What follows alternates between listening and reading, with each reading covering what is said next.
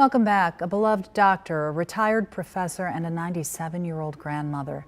Those are just a few of the people gunned down this weekend in the deadliest attack on Jews in American history.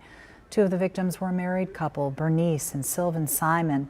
They married inside the Tree of Life Synagogue in 1956 and then died there more than 60 years later.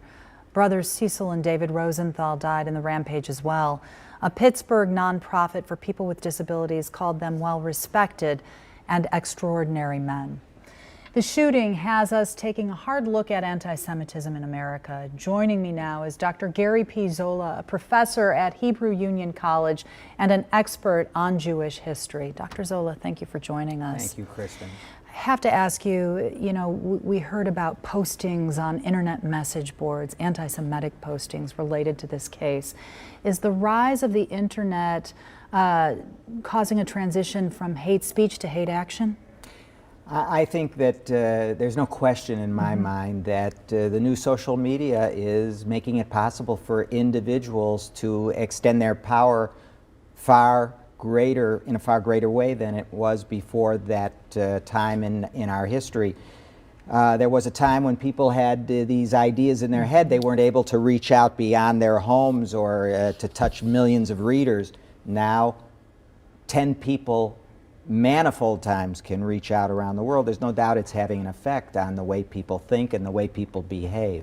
So you're having this connectivity everywhere, and then you have a climate where politically things are very rancorous. Right. Is that having an impact? Yes, I mean, when things like this happen, clearly there's a whole array of complex issues which are coming to play here. You have this idea that people are battening down the hatches, the idea that the person I disagree with politically is not simply someone who has a different idea and we can talk, but really is my enemy or the enemy of the people.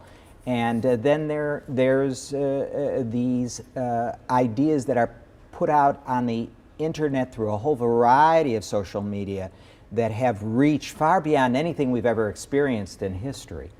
What lessons can we learn from the past, Dr. Zola, that can help us change the future? You have files there. We have about 30 seconds left. Yeah, well, I told you that what was very interesting is in 1960 in Gadsden, Alabama, a similar event occurred, a bombing in a temple in Gadsden.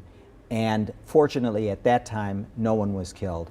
But the rabbi wrote a sermon delivered the following week, and in that sermon he says these words. He says, "It is now our lot that the world watches with eager eyes everything we do, and what we do shall be the basis for judging what we think." In other words, Kristen, in my opinion, we all have good thoughts. Majority of the people in this country have wonderful thoughts. We can't just think them and wait for somebody else to take action.